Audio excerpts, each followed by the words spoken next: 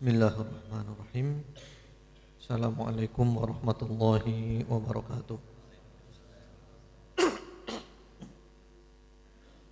Innal hamdalillah nahmaduhu wa nasta'inuhu wa nastaghfiruh wa na'udzu billahi min shururi anfusina wa min sayyiati a'malina. Man yahdihillahu fala mudilla lahu ومن يضلل فلا هادي له وأشهد أن لا إله إلا الله وحده لا شريك له وأشهد أن محمدا عبده ورسوله صلى الله عليه وعلى آله وسلم تسليما كثيرا أما بعد اللهم إنا نسألك علما نافعا ونعوذ بك من علم لا ينفع. Ma'asyiral muslimin, ikhwan wa akhwat fillah rahimakumullah. Hari ini hari Rabu tanggal 24 Sya'ban 1434 Hijriah yang bertepatan dengan tanggal 3 Juli 2013. Ada faedah karena kita baru saja menyinggung tentang kematian. Ada ceramah yang sangat indah dari seorang syekh di Timur Tengah. Ketika beliau ditanya, wahai syekh, kapan seseorang itu mendapatkan rohah dalam kehidupan, mendapatkan ketenangan dalam kehidupannya. Ketenangan berarti identik dengan kebahagiaan.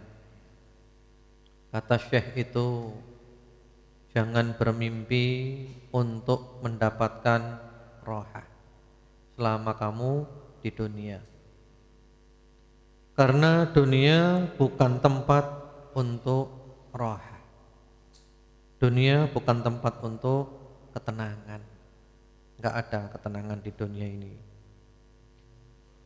Dan Allah Subhanahu wa taala sendiri sudah berfirman di dalam Al-Qur'an, yaitu di dalam surat Al-Balad ayat nomor 4. Laqad khalaqnal insana fi kabad.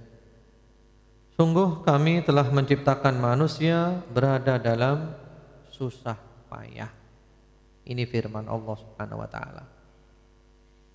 Semenjak kita keluar dari perutnya ibu, susah payah. Belajar nyusu kepada ibu susah payah. Belajar makan. Kemudian mulai belajar merangkak, belajar berjalan, jatuh bangun, terus sudah besar menikah, ya, tidak ada ketenangan, sibuk lagi dengan suaminya, dengan istrinya, dengan anaknya, kerja ini itu, payah terus. Belum lagi sakit ini, sakit itu, problem rumah tangga, problem ekonomi, problem kesehatan. Sampai kapan? Sampai mati. Jadi rohah di dunia itu tidak ada. Bahkan Al-Imam Ahmad bin Hanbal rahimahullahu ta'ala ketika ditanya, wahai imam, mata yajidul abdu ta'amar roha. Wahai imam, kapan seorang hamba itu mendapatkan kebahagiaan yang sejati, yang sebenarnya, kedamaian yang sebenarnya, ketenangan? Apa jawabannya Imam Ahmad?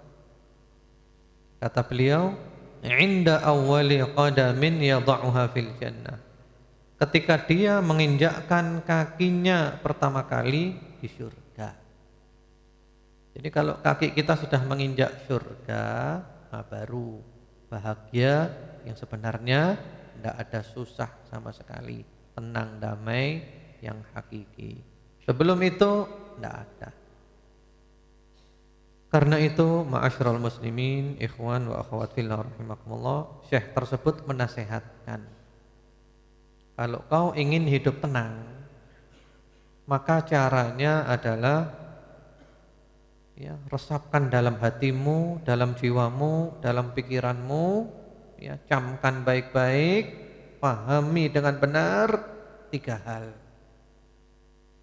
Apa 3 hal itu? Yang pertama-tama, la salamata min kalamin nas. kita tidak akan bisa selamat dari omongannya manusia. Tidak akan selamat dari omongannya manusia. Selalu saja ada orang yang mengomongkan kita, membicarakan kita, baik dengan yang positif atau dengan yang negatif. Walaupun kita sudah berada di dalam rumah, tidak keluar rumah, dipingit, ya, tidak kumpul orang, masih ada orang yang membicarakan kita. Jangan bermimpi untuk selamat dari omongannya manusia. Kalau ini kita pahami, tenang. Jadi kalau ada orang ngomong gini ngomong gitu, tidak kaget. Inilah dunia. Jangan bermimpi untuk selamat dari omongannya manusia. Karena manusia itu ada yang iri, dengki, penyakit-penyakit hati yang lainnya. Yang mana semua itu baru dicabut oleh Allah setelah kita masuk ke dalam surga. Di antara kenikmatan surga Allah mengatakan apa? Wa naza'na ma fi sudurihim min ghillin. Kami cabut dari dada mereka ghil, penyakit-penyakit hati. Jika di surga tidak ada kata-kata yang tidak enak. Yang ada adalah salaman, salama, kata-kata yang menyenangkan, menyejukkan. Karena mereka itu ikhwanan ala sururin mutaqabilin, bersaudara, duduk berhadap-hadapan. Ini menunjukkan mereka itu rukun, tidak saling membelakangi. Selama di dunia, selama jiwa dikandung badan, jangan bermimpi untuk selamat dari omongannya manusia. Nah, kalau kita paham ini enak. Kalau kita sudah paham ini enak. Bagaimana enaknya? Ada omongan-omongan apapun kita tidak terpengaruh. Yang lebih tahu tentang kita adalah kita sendiri dan Allah Subhanahu wa ta'ala. Kewajiban kita adalah menjelaskan, menerangkan. Orang mau nerima, monggo, alhamdulillah. Tidak mau nerima, ya kita tidak bisa memaksa. Sudah, nggak usah dipikiri. Orang ngomong gini, ngomong gitu, jangan dipikiri. Karena kalau kita berusaha menjadi pemikir, ya, pemikir Islami, ya, maksudnya mikir omongannya orang, pemikir, suka mikir omongannya orang. Ada orang ngomong gini dipikiri, ngomong gitu dipikiri, ya sudah, hasilnya adalah ma'assalamah, selamat sakit, selamat sumpek, selamat sedih, selamat hidupnya tidak bahagia, selamat hidupnya tidak tenang. Ma'assalamah sudah nggak mungkin. Setiap orang ngomong apa dipikiri, masukkan hati gini ya. Nah, karena itu ada seni namanya fannut tajahul, seni bersikap masa bodoh. Hal-hal yang kira-kira tidak bermanfaat, merugikan kita, masih banyak pekerjaan yang lainnya. Ya, biarkan orang ngomong apa saja, kita jalan terus. Ya, kalau kita mau pakai bahasa yang agak kasar, biar anjing menggonggong, kafilah tetap berlaru. Pada akhirnya Allah juga menunjukkan kebenaran dan kebatilan. Ini yang pertama. Kalau paham ini tenang. Apa yang pertama tadi? Kita tidak bisa selamat dari omongannya manusia. Yang kedua, kita harus menyadari la rohata fid dunya. Tidak ada ketenangan di dunia. Ini harus kita sadari juga. Jadi jangan bermimpi untuk tenang di sini. Artinya dunia ini memang tempatnya capek, tempatnya payah. Laqad khalaqnal insana fi kabad, capek, payah. Cari nafkah ini itu, sakit, problem ini itu, macam-macam. Ini selesai, keluar yang ini lagi, ini belum selesai, problem ini tumpuk-tumpuk macam-macam. Sampai kapan? Sampai kapan? Selama Anda bernafas, selama jiwa dikandung badan. Ya, Imam Ahmad bilang apa tadi? Ketika kaki kita menginjakkan surga, baru damai, baru tenang. Jadi jangan bermimpi. Karena itu orang beriman ketika meninggal dunia, apa kata Rasulullah SAW?